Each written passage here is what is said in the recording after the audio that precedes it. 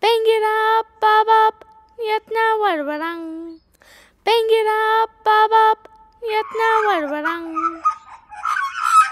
We acknowledge and thank the Warwarang people on whose land we work and play. I'm Bron. I'm Lucy. I'm Michael. Welcome to Singing Links. Purple bird, take thy... Boring! I don't want to hear these old people sing. I want to hear you. You're all 6 years old, right? What? Oh, well, don't worry. I'll transform you with my magic wand. And every time you hear this sound, you'll know you're a 6-year-old. It's so much more fun to be 6. Are you ready to transform? Hi everyone, I've got Dyson here with me today to help with a pitch exploration. Show them what it is, Dyson. It's the ghost. Dyson's going to make some ghosty sounds and I'll copy them and you could copy along with me.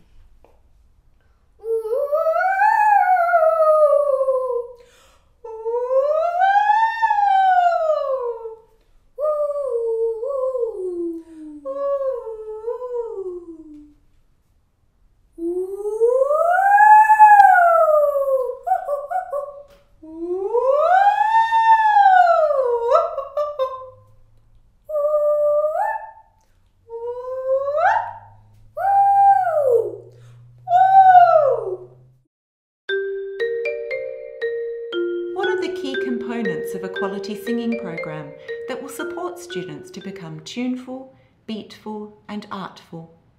Sleep, my little one, sleep, my little one. Traditionally, a child's music education began in the home as parents bounced babies on their knees while singing about horse rides, wiggled their fingers and toes as they recited poems about piggies and train carriages, tickled their palms in anticipation of a tickle under there, and sang lullabies while rocking them to sleep. Singing was part of everyday life, and students started school with a repertoire of children's songs and the ability to sing them tunefully. Singing was quite a big part of my early life at home. I can clearly remember as a very small child, my mother singing to me to get me to sleep in the cot at night. And she had a very sweet voice, which was lovely, and I think I must have wafted off eventually. Sunday nights, we always had a sing-song around the piano with uncles and aunts and any visitors that happened to be there. And it would be quite a rousing affair. There'd be folk songs, there'd be clapping, there'd be harmonising, and it was always just a lovely part of my childhood. I went to an infant school, which was the same, just the name has been changed, junior primary now. It was a lovely atmosphere in that school. Singing was always very much a part, and also circle games. We would go out into the yard where the big circles were marked out there, and we would have singing games and also those kind of activities that required music, and that was always the most enjoyable time. Did you ever see a lassie go this way and that? We always had moving and clapping and rhythmic type things, but that was a long, long time ago.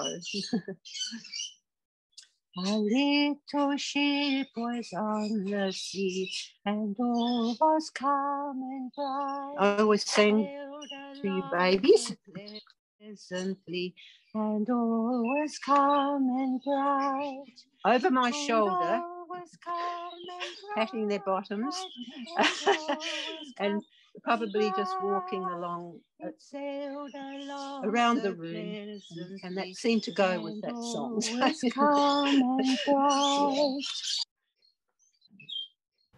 Sadly, with each passing decade, musicality and childhood repertoire is being lost due to the increases in technology and a culture of being music consumers rather than music makers. Many students start school with a limited ability to sing tunefully, and many specialist music teachers only see their students once a week, with some programs even limited to only one semester of the year. Early childhood music education expert Dr. John Feierabend proposes that as music educators we should have a 30-year plan for our students so that all people aged 30 are able to sing, to dance and move expressively to music. They should be tuneful so that they can think tunes in their heads and hopefully express these tunes with their voices and sing a lullaby to their baby or happy birthday to a loved one. They should be beatful so that they can feel the beat and indeed the pulse of groupings in 2 or 3, so that they can bounce their baby on their knee, clap in time at a footy match, or dance at an event.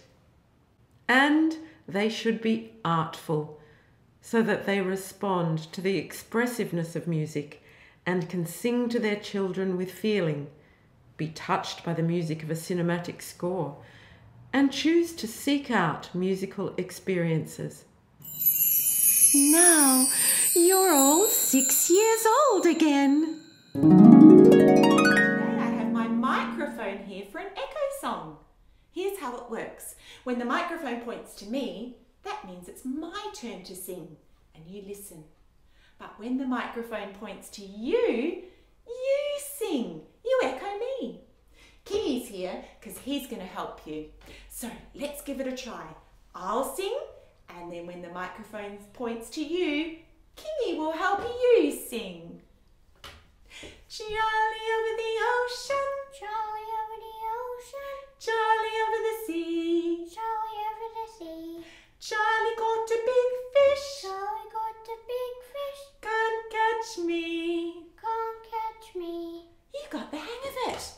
I wonder, Kingy, would you be the singing leader this time? All right, this time Kingy will sing, but when he points the microphone to you, you will echo and I will listen. Off you go, Kingy.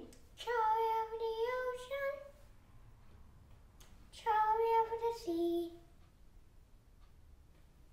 Charlie caught a big fish,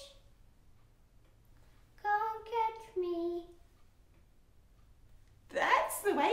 Charlie's been... As music educators, you all know that children as young as 3, 4 and 5 can be tuneful, beatful and artful musicians and delightful singers. Charlie over the ocean, Charlie over the sea, Charlie over the sea. Charlie caught a giant jellyfish, Charlie caught a giant jellyfish. Can't catch me, he can't catch me. But many children now start school having had few musical experiences from formal music education programs or from families at home. Charlie caught a big fish, Charlie caught a big fish, can't catch me. can't catch me. Dr. Feierabend's First Steps in Music Pedagogy was developed in response to research about how adults can best support children to become musical, whether at home or in the classroom. Hello, I'm Jasmine and this is Jessie. I have some tips for you when running a singing session with your students. It's a bit like a set of rules, but... Oh, I know. Are these what you call the non-negotiables? Indeed. It's a term used by John Feierabend that I think is quite appropriate. The first non-negotiable is probably the most important. It's described as the golden rule. If you follow only this rule, there will be many benefits for students and rewards for you. This must be... All right, what is the rule? The first non-negotiable is the one that you might have difficulty in adjusting to, but be patient. After a while, Can you just say the rule? Stop nagging me. We are in the middle of a presentation here. They just want to know the rule. Jessie, it is crucial that teachers understand why a certain rule has to be followed. Okay, I know the research shows that teachers are more likely to implement the rules if they truly understand why, but can we get to the rule? Did you hear what I said? No.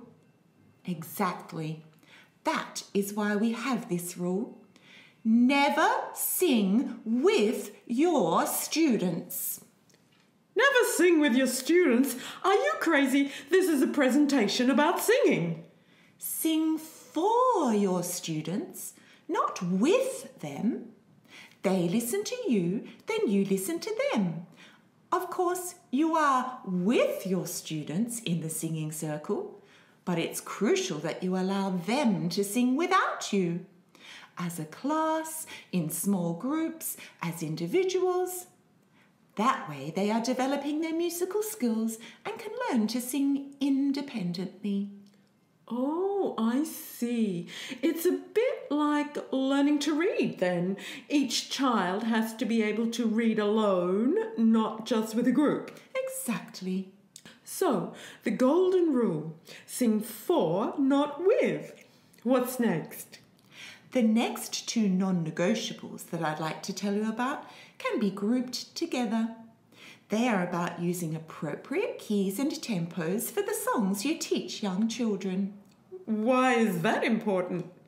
As singers, children have much smaller instruments than adults, so it follows that they will make different sounds. Songs that adults can sing are often too low and too slow for young ones, not to mention inappropriate lyrics. Well, that makes sense. Are there specific keys that are good to use? A rough guide is to stick to the keys of F and G major, or songs that sit around the G above middle C. Are there any other rules? Oh yes, there are a couple more that a teacher will find useful. For instance, teaching a simple age-appropriate song to young children can be a matter of just singing the song to them many times. What if you can't sing very well? Can you play a recording? Oh, sure. The point here is to sing or play the song over and over with the children actively listening, not singing along. This is called the whole song method. It allows for effortless assimilation. Maybe they could be doing actions while they're listening. Yes, research has shown that it's the most effective way for children to learn a simple, short song. Oh, and that's why they think they're just having fun. That's right, Jessie. I think I've got it now.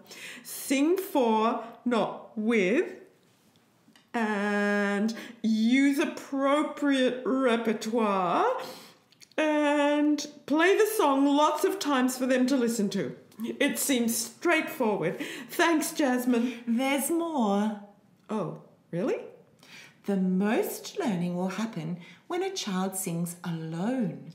So every singing session needs to include the whole group singing, then some small groups singing, and then individual children have a go at singing solo. Oh, I didn't realise that was so important. Well, you don't have to take my word for it.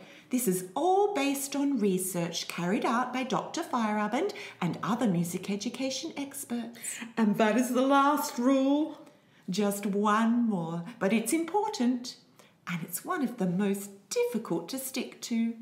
Uh-oh. What is it? Never praise a child for their singing. What? That's so mean. I'm telling you, Jessie, giving praise only sets up for two things, neither of which is desirable. Either you're being honest and the child has sung beautifully, which has the potential to make others feel like they have failed and should give up. Or you lie to them about their singing, saying it was great when it wasn't. That's right. Then the more musical children will get confused about what beautiful, tuneful singing should actually sound like. Okay, I'm starting to see why these rules are important. I prefer to call them the non-negotiables. How can you collaborate with classroom teachers to amplify the impact of your music program? Singing Links is a daily classroom singing program that has been developed over many years in Geelong schools. It is a collaboration between music specialists and lower primary classroom teachers that employs a model of shared responsibility with shared benefits. The idea began in response to a plea from a primary school music specialist: help my students to sing every day in the classroom. Inspired by a program developed by community singing leader and songwriter Faye White called Rhyme, Rhythm and Song, and funded by local philanthropic organisations, music specialists at Bluebird Foundation started to work in generalist primary classrooms and soon began to refine and expand the program of activities. They realised that classroom teachers needed a great deal of support to overcome a range of barriers, including lack of confidence, lack of understanding of the importance of music for children, a perceived lack of time, and lack of investment by school principals. Singing Links also became part of a broader program for school communities impacted by social and financial disadvantage. Many of these schools had no music specialist on staff, but could see the potential of using the arts to engage children and families. Relying on the substantial and growing body of research around music education for young children, the bigger program, called TBA, tuneful, beatful, artful, invested heavily in parent engagement by using a two-generational approach and emphasised the importance of music for improved academic and social outcomes. As the COVID-19 pandemic took hold during 2020, a plan to take activities online suddenly became urgent, and the Singing Links website was born. Classroom teachers can now use the website every day in class when children are at school, and families can get access from home during periods of remote learning. Let's take a look at the website by running through the activities as a generalist teacher might do.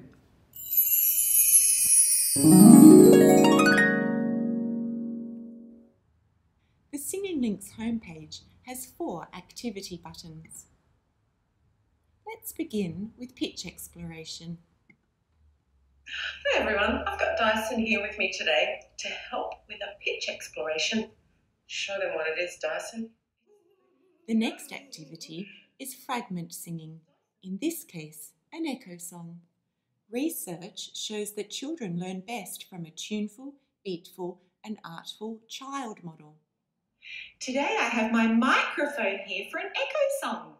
Here's how it works. You've already heard Kingy leading this song. That means it's my turn to sing, and you listen. But when the microphone points to you, you sing. You echo me. Kingy's here because he's going to help you. So let's give it a try. Let's move on to the simple song, this time being demonstrated by a male adult voice. Hi, this is a song about Johnny and his friend. Can you show me your friend? One finger in the air. Copy the actions while I sing. You listen and copy the actions. Johnny had one friend, one friend, one friend. Johnny had one friend, Johnny had two. Have you got two friends now? 1, 2. Let's get them jumping. Johnny had two friends, two friends, two friends. Johnny had two friends, Johnny had 3. 1, 2, 3.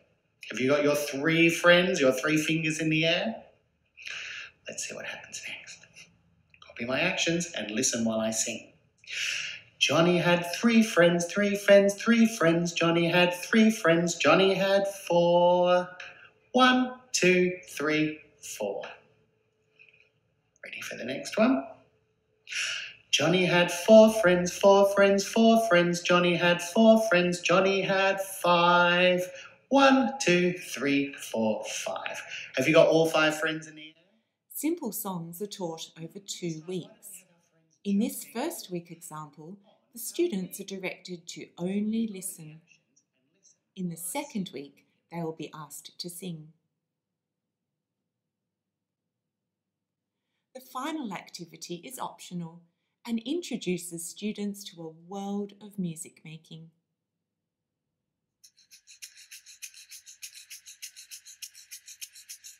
Jedzie pociąg z daleka, ani chwili nie czeka. Konduktorze laskawy, zdobyś nas tą Warszawę. Konduktorze laskawy, zdobyś nas tą Warszawę. Train is coming, hear it hum. We'll not wait for anyone. Stop and open up your door. Drop us off in Warsaw. Stop and open up your door. Drop us off in Warsaw.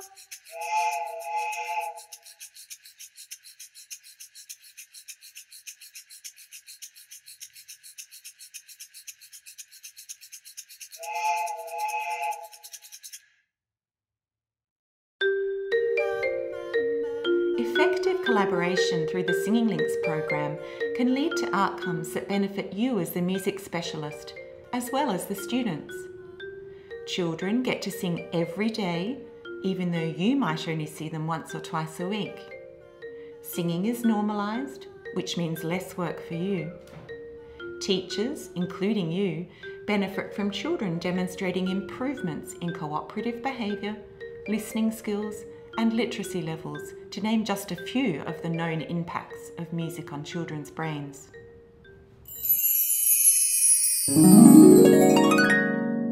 Hello, do you remember our friend Johnny and Johnny's friend and friends? Let's sing that song again. To start with, you listen to me sing, but copy my actions. Here we go.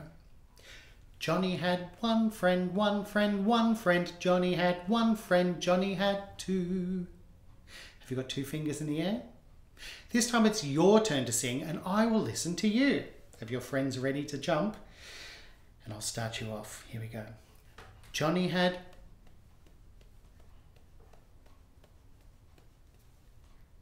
Do you have 3 fingers in the air? 1, 2, 3.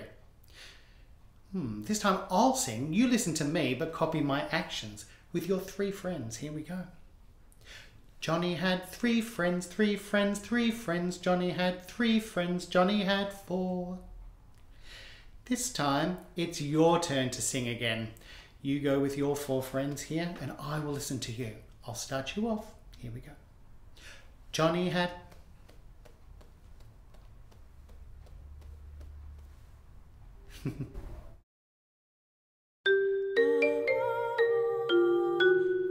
What are the barriers that classroom teachers face when singing with their students, and how can music specialists help?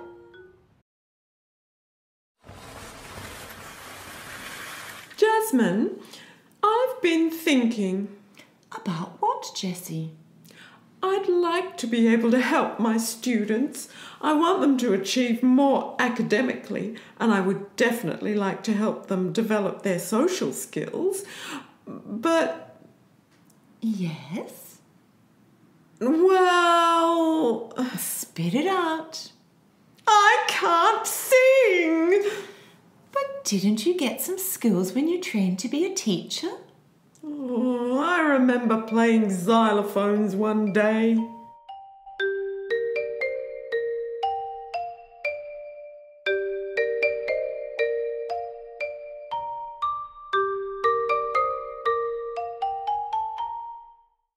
Surely you sang at school when you were young. Or you took piano lessons. Or you were in a choir. Oh, Jessie, I'm sure you can sing, but even if you think you can't, you can still lead a singing circle with your students. I can? Music specialists can play a role in helping generalist teachers overcome lack of skills and confidence when it comes to music. You can provide professional development, formally at staff meetings and informally through mentoring chats and sharing of resources. Find out what your teachers already know. Perhaps some of them are hiding untapped skills. The Singing Links website is designed to be run by any teacher, musically trained or not. And let's face it, the stats are a little discouraging on that front.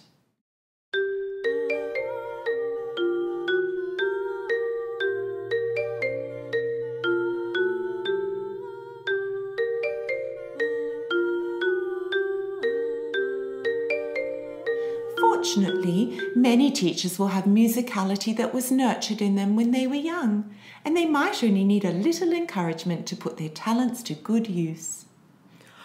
Okay, I think I can try, but I'm not sure I'll have time to do it very often.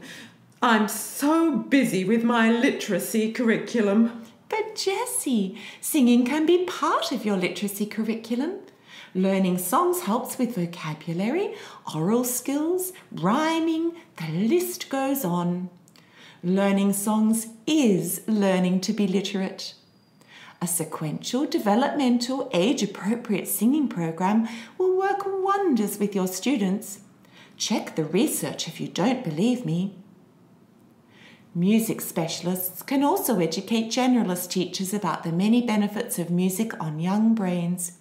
Since all teachers want the best for their students, it will make sense to implement daily singing in the classroom, with the added benefit of supporting your music program. The bottom line is, make it easy for teachers to embrace the notion of daily singing. Today we have a call and response song, and Precious is going to sing the call for us.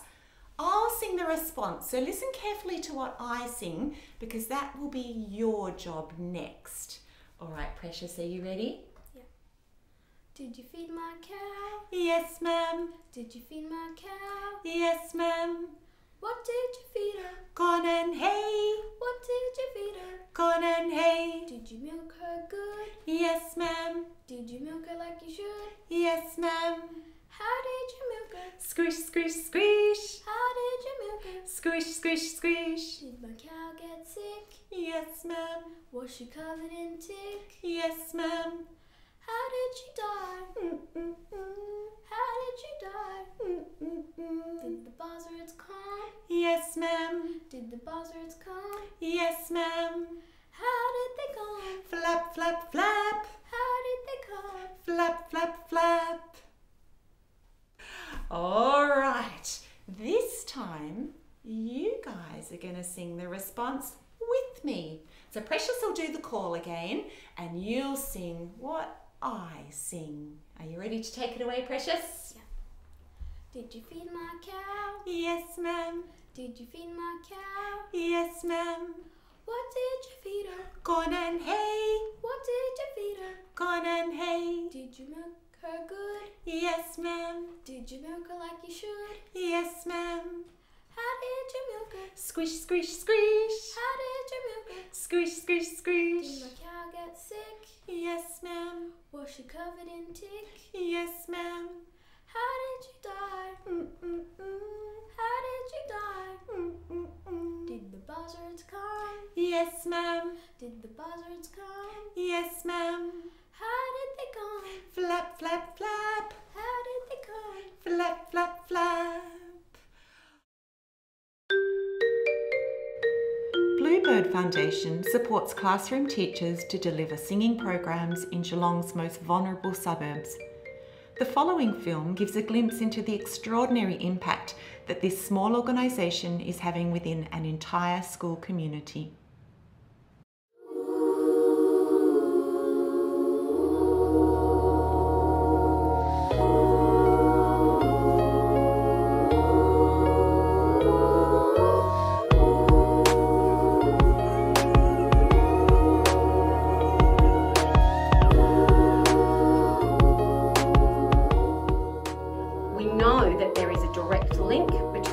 Social and economic disadvantage and educational outcomes.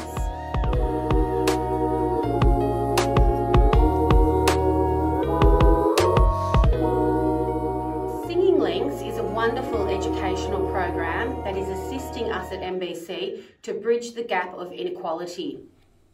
Peter Potter, listen to the rain. Peter Potter, on your window pane. Oh, on that bird, Now on that bird, there was a feather, there was a feather, the prettiest little feather the prettiest little feather that you ever did see. that you ever did see. The feather on the bird and the bird in the nest and the nest on the branch and the branch on the tree and trees in the hole and the holes in the ground and green grass grew around and round and green grass grew around. Ah, thanks, Kiki. That was so fun. The support that has been provided through the website and through the videos has allowed any teacher, really, regardless of their proficiency in music, to be able to run these with the kids. The weekly sessions where Bron comes in is a part of the day that the students really look forward to, a way of bringing that Singing Links program with a one-to-one basis, and the students really look forward to and really want to be the students chosen to sing solos, and it's a very positive experience.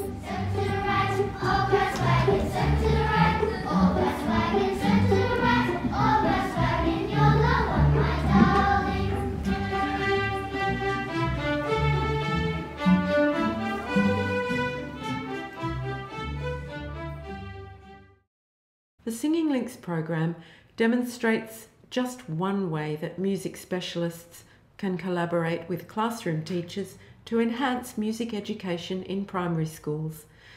There are many possible approaches that could support the dream of reviving universal musicality in our contemporary society.